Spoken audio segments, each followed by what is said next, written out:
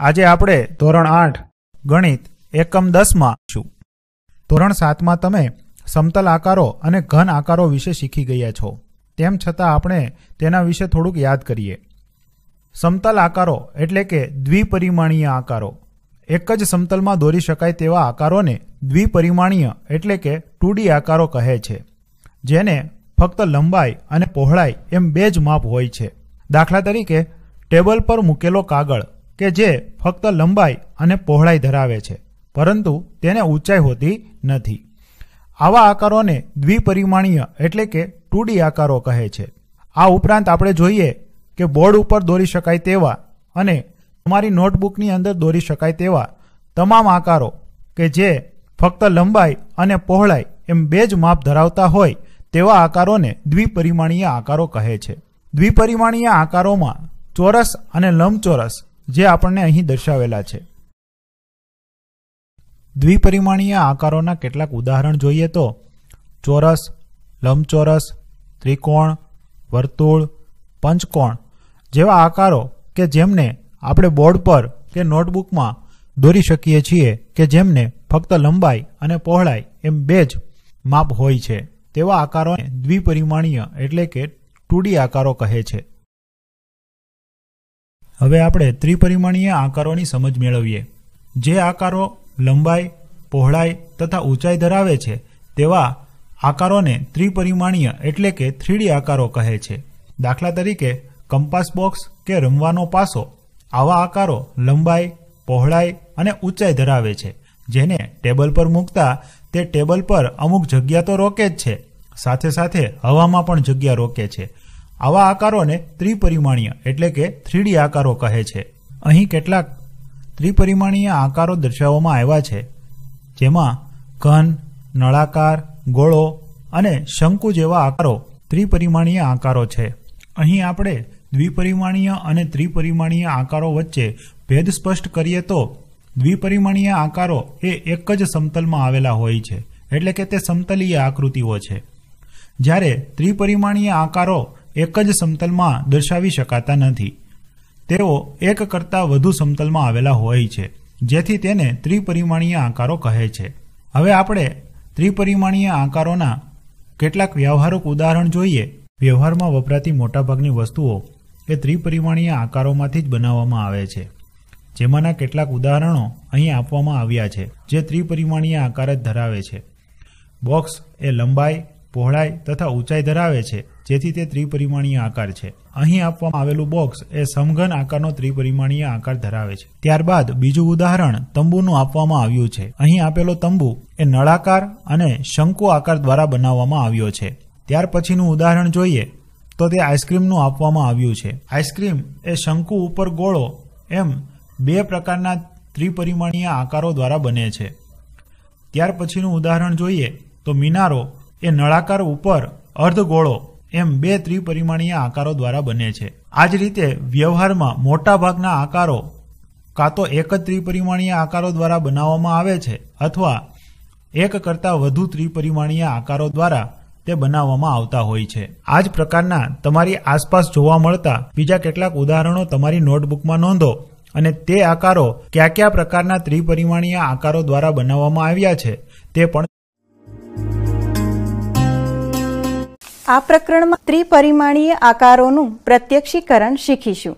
જેટલી પણ વસ્તુઓ કે પદાર્થો જોઈએ છીએ તેને 3 પરિમાણો હોય છે। આ 3 પરિમાણો છે લંબાઈ, પહોળાઈ અને ઊંચાઈ। દાખલા તરીકે ટેલિવિઝનને પણ 3 પરિમાણો વડે માપી શકાય: લંબાઈ, ઊંચાઈ અને પહોળાઈ। આમ આપણે જે કોઈ પણ પદાર્થ જોઈએ છીએ તેને જોવાના 3 પ્રકારના દેખાવો એટલે કે વ્યૂ હોય છે। જે પદાર્થને આપણે કઈ દિશાથી જોઈએ છીએ તેના પર આધાર રાખે છે। ચાલો આપણે એક ઉદાહરણ રૂપે આ પાસાના 3 અલગ અલગ દેખાવ જોઈએ। જુઓ, ઉપરનો દેખાવ એટલે કે ટોપ વ્યૂ, બાજુનો દેખાવ એટલે કે સાઇડ વ્યૂ અને સામેનો દેખાવ એટલે કે ફ્રન્ટ વ્યૂ. આ જ રીતે અહીં એક મોટર કાર દેખાય છે અને આ મોટર કારના 3 દેખાવ દર્શાવ્યા છે: ઉપરનો દેખાવ, બાજુનો દેખાવ અને સામેનો દેખાવ. જુઓ, અહીં કેટલાક ઘનાકારો આપેલા છે, તેનું અવલોકન કરો. કેટલાક સમઘનથી બનેલા આકારોના જુદા જુદા દ્રશ્યો આપેલા છે, જે અલગ અલગ જગ્યાએથી અલગ અલગ સ્વરૂપે જોવા મળે છે, પરંતુ પદાર્થ તો હકીકતે એક જ છે. ચાલો આપણે પહેલાં 3 સમઘનથી બનેલ આકારો જોઈએ. આ છે તેનો ઉપરનો દેખાવ, આ છે તેનો બાજુનો દેખાવ અને આ સામેનો દેખાવ અથવા આગળનો દેખાવ. એ જ રીતે આ 4 સમઘન દ્વારા બનેલ આકારનો ઉપરનો દેખાવ છે, આ આગળનો દેખાવ છે અને આ બાજુનો દેખાવ છે. બાલમિત્રો, તમે નાના ધોરણમાં હતા ત્યારથી જ નકશાઓ વિશે જાણો છો. કોઈ જગ્યાનું ચોક્કસ સ્થાન, નદી, પર્વત વગેરે શોધવા નકશા ઉપયોગી છે. જુઓ, અહીં એક નકશો જોઈ શકાય છે, જેમાં રાઘવે પોતાના ઘરેથી તેના મિત્રના ઘરે તથા શાળાનો નકશો દોરેલો છે, જેમાં રાઘવનું ઘર, શાળા તથા મિત્રનું ઘર જોઈ શકાય છે. શું તમે આ નકશા પરથી રાઘવનું ઘર અને તેના મિત્રના ઘર વચ્ચેનું અંતર કહી શકશો? આ નકશા પરથી આનો જવાબ આપવો ખૂબ મુશ્કેલ છે. અહીં જે વર્તુળો દર્શાવેલા છે તે શું બતાવે છે તે સ્પષ્ટ નથી. વળી નકશામાં કોઈ ચોક્કસ માહિતી પણ દર્શાવેલી નથી, એટલે આ નકશા પરથી આપણે જવાબ આપવો ખૂબ મુશ્કેલ પડે છે. હવે આપણે રાઘવની બહેન મીનાએ દોરેલ નકશો જોઈએ. તેમાં મીનાએ જુદા જુદા મહત્વના સ્થાનોને જુદા જુદા ચિહ્નોના ઉપયોગથી દર્શાવ્યા છે, એટલે ચિહ્નોના ઉપયોગ દ્વારા પણ નકશાનું આલેખન સરળ બને છે. તેણે લાંબા અંતર માટે લાંબી લાઈન અને ટૂંકા અંતર માટે ટૂંકી લાઈન દર્શાવી છે, એટલે કે પ્રમાણમાપ સ્કેલનો ઉપયોગ કર્યો છે. ચિહ્નો અને અંતરથી આપણે નકશો સરળતાથી સમજી શકીએ છીએ. નકશો દોરતી વખતે જમીન પરના 1 કિલોમીટર કે પછી 100 કિલોમીટર અંતરને નકશામાં 1 મિલીમીટર કે 1 સેન્ટીમીટર દ્વારા દર્શાવી શકાય છે. હવે આપણે બહુફલકો વિશે શીખીએ.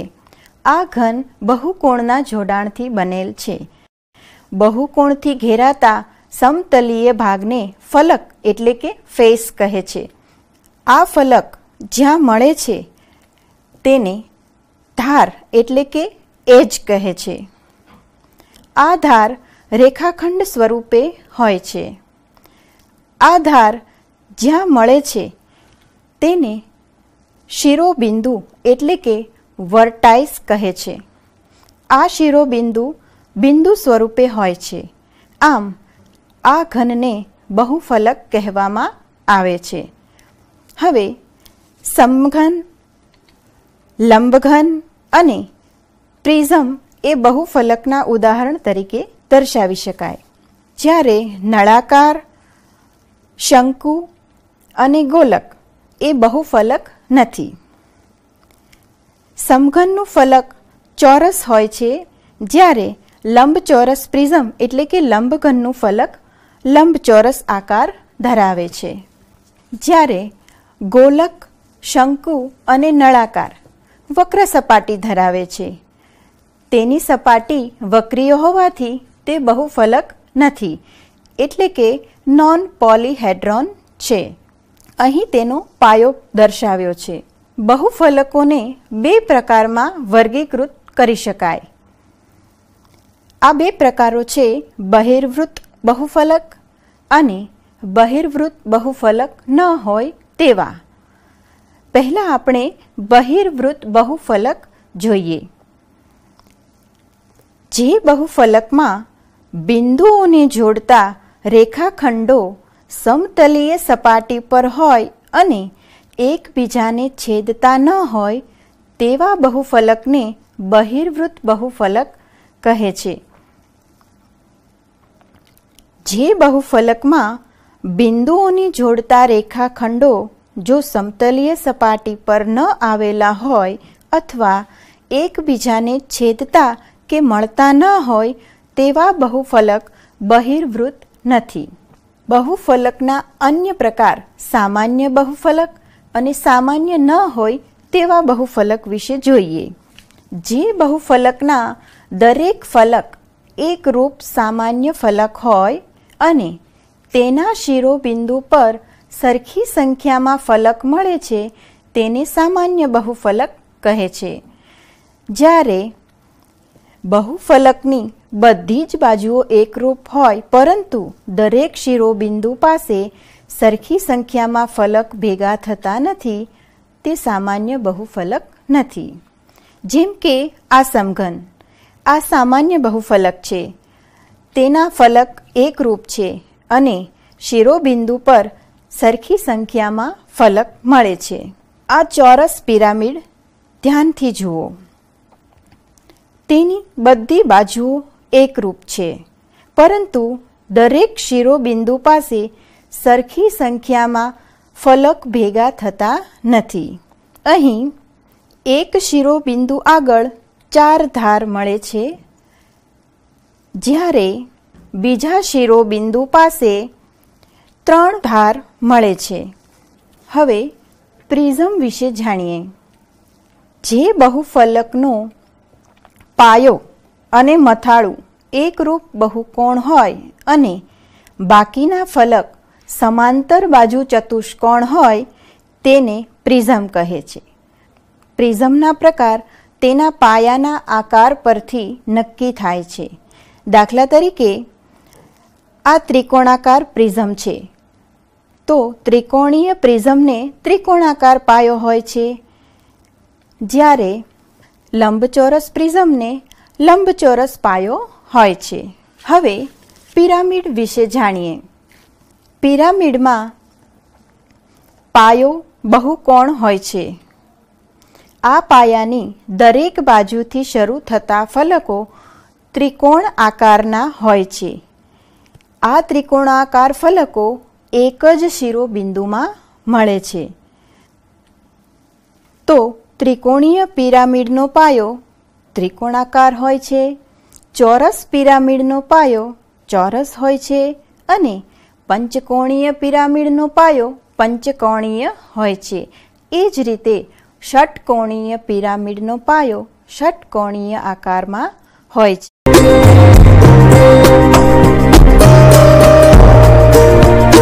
જોઈએ કોઈ પણ બહુફલક માટે તેના ફલક અને શિરોબિંદુની સંખ્યાના સરવાળામાંથી તેની ધારની સંખ્યા બાદ કરતા આપણને પરિણામ હંમેશા 2 મળે છે. એટલે કે f + v - e = 2, જ્યાં f એ કોઈ પણ બહુફલકના ફલકની સંખ્યા છે, v એ તેના શિરોબિંદુની સંખ્યા છે અને e એ તેની ધારની સંખ્યા છે. હવે આપણે યુલરનું સૂત્ર દરેક બહુફલક માટે સાચું ઠરે છે કે નહીં તેની ચકાસણી કરીએ. જુઓ મિત્રો, અહીં આપણને કુલ 5 પ્રકારના બહુફલક આપેલા છે. તે આપણે વારાફરતી એક પછી એક જોતા જઈએ અને તેના માટે આ સૂત્ર સાચું છે કે નહીં તેની ચકાસણી કરીએ. સૌપ્રથમ આપણે જોઈએ લંબઘન.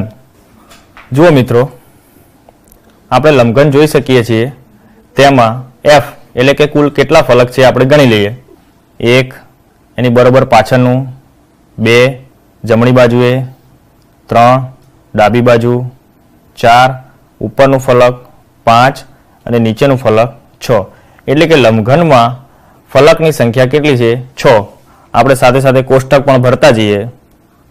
હવે v એટલે કે શિરોબિંદુ. હવે આપણે લંબઘનના શિરોબિંદુ ગણીએ.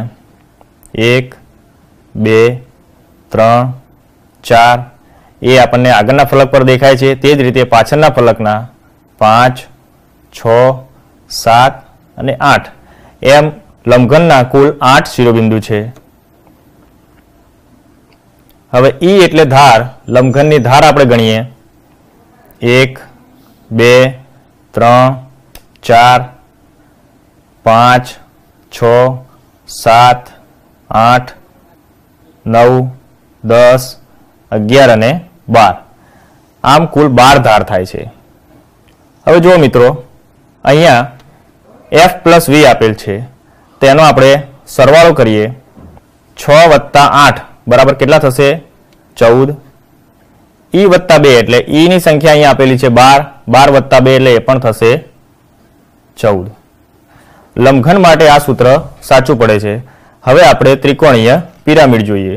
ફલક આપણે ગણી લઈએ એના 1 2 3 અને નીચેનું ફલક એટલે કુલ 4 ફલક થયા। શિરોબિંદુઓ ગણીએ 1 2 3 અને 4। હવે એની ધાર ગણી લઈએ 1 2 3 4 અને 5 અને 6, કુલ 6 ધાર થઈ। હવે f પ્લસ v એટલે એનો સરવાળો કરીએ 4 ને 4 8, e વત્તા 2 એટલે ધારની સંખ્યામાં 2 ઉમેરીએ તો 6 ને 2 8। તો ત્રિકોણીય પિરામિડ માટે પણ યુલરનું સૂત્ર સાચું ઠરે છે। હવે આપણે ત્રિકોણીય પ્રિઝમ જોઈએ। સૌપ્રથમ આપણે એના ફલક ગણી લઈએ। આગળનું ફલક જે આપણને લંબચોરસ દેખાય છે, આ એક ફલક, ઉપરનું ત્રિકોણીય ફલક બીજું, નીચેનું ત્રિકોણીય ફલક એ 3, ચોથું ફલક લંબચોરસ છે અને આ બાજુનું ફલક એ પણ લંબચોરસ છે, એટલે કુલ 5 ફલક આપણને અહીંયા દેખાય છે। હવે આપણે શિરોબિંદુ ગણી લઈએ 1 2 3 4 5 6, કુલ આપણને 6 શિરોબિંદુ મળ્યા। ત્રિકોણીય પ્રિઝમની ધાર આપણે ગણી લઈએ। હવે 1 2 3 4 5 6 7 8 અને 9, એટલે કુલ કેટલી ધાર થઈ 9। હવે આપણે સરવાળો કરીએ f પ્લસ v એટલે 5 અને 6 કેટલા થયા 11, e વત્તા 2 એટલે ધારની સંખ્યામાં 2 ઉમેરતા 9 માં 2 ઉમેરીએ તો આપણને ફરીથી મળશે 11। તો ત્રિકોણીય પ્રિઝમ માટે પણ યુલરનું સૂત્ર સાચું સાબિત થાય છે। હવે આપણે ચોરસ પાયાવાળો પિરામિડ જોઈએ। જો મિત્રો, ચોરસ પાયાવાળા પિરામિડમાં પાયો એનો ચોરસ છે, પણ ઉપરના જે ફલક છે જે એક શિરોબિંદુએ ભેગા થાય છે એ બધા ત્રિકોણાકાર છે। હવે એના આપણે ફલક ગણીએ। સૌપ્રથમ એનો પાયો ચોરસ છે એટલે પાયાનું ફલક 1 2 3 4 અને પાછળનું 5, કુલ 5 ફલક થયા। એના આપણે શિરોબિંદુઓ ગણીએ 1 2 3 4 અને 5, શિરોબિંદુઓ પણ 5 મળ્યા। હવે એની ધાર આપણે ગણી કાઢીએ 1 2 3 4 5 6 7 અને 8, કુલ 8 ધાર આપણને મળી। હવે સરવાળો કરીએ f પ્લસ v એટલે 5 ને 5 10, e પ્લસ 2 એટલે ધારની સંખ્યામાં 2 ઉમેરતા 8 માં 2 ઉમેરીએ એટલે આપણને મળશે 10। જો અહીંયા પણ આપણને ચોરસ પાયાવાળા પિરામિડ માટે પણ યુલરનું સૂત્ર સાચું સાબિત થાય છે। હવે આપણે ચોરસ પાયાવાળો પ્રિઝમ જોઈએ। જો મિત્રો, આવું ચિત્ર આપણે પહેલા જોયેલું છે અને આપણે એનાથી પરિચિત પણ છીએ। વાસ્તવમાં એ સમઘન છે, એ ચોરસ પાયાવાળો પ્રિઝમ છે। જો આ ચોરસ પાયાવાળા પ્રિઝમને હજી ઊંચાઈમાં લંબાવવામાં આવે તો એ શું બનશે લંબઘન બની જશે। એટલે ચોરસ પાયાવાળો પ્રિઝમ સમઘન પણ હોઈ શકે, લંબઘન પણ હોઈ શકે। આપણે એના ફલક ગણી લઈએ 1 2 3 4 5 અને નીચેનું 6, કુલ 6 ફલક છે। શિરોબિંદુઓ જોઈ લઈએ 1 2 3 4 5 6 7 અને 8। હવે એની ધાર જોઈ લઈએ 1 2 3 4 5 6 7 8 9 10 11 અને 12, એટલે કુલ 12 ધાર આપણને મળે છે। હવે આપણે સરવાળો કરીએ f પ્લસ v એટલે 6 અને 8 કેટલા થશે 14, e વત્તા 2 એટલે ધારની સંખ્યામાં 2 ઉમેરતા 12 માં 2 ઉમેરીએ એટલે આપણને મળશે 14। મિત્રો, જો અહીંયા આપણે જોઈ શકીએ છીએ કે છેલ્લા બે ખાના f પ્લસ v અને e+2 એ દરેક બહુફલક માટે આપણને સમાન જોવા સમઘનના આગળના ફલકને આપણે કાપેલું છે. હવે સમઘન કાપ્યા પછી એના ફલક, શિરોબિંદુ અને ધાર આપણે ગણી લઈએ. તો આ 1, એની પાછળનું 2, 3, 4, ઉપરનું 5, નીચેનું 6 અને જે કાપ્યું એટલે એક ફલક વધ્યું, 7મું ફલક. એમ કુલ આપણને 7 ફલક મળ્યા. હવે આપણે શિરોબિંદુ ગણી લઈએ.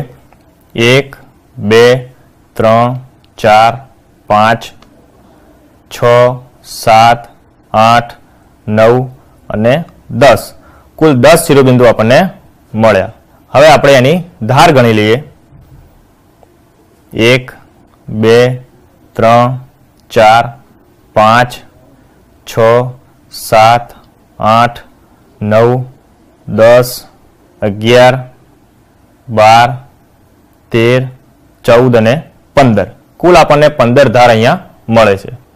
હવે સૂત્રમાં આપણે એની કિંમત મૂકીએ. f + v - e એટલે ફલકની સંખ્યા 7 વત્તા v એટલે 10 માઇનસ e એટલે -15 બરાબર સાદુરૂપ આપતા 7 વત્તા 10 એટલે 17 -15 બરાબર 2 મળે છે, જે યુલરનું સૂત્ર છે. આમ f + v - e બરાબર 2 એ કોઈ પણ બહુફલક માટે સૂત્ર સાચું સાબિત થાય છે. અહીં આપણે એક સમઘનનું કોઈ એક ફલક કાપીને એના બધા શિરોબિંદુ, ધાર અને ફલક ગણી આપણે સૂત્રની ચકાસણી કરી જોઈ.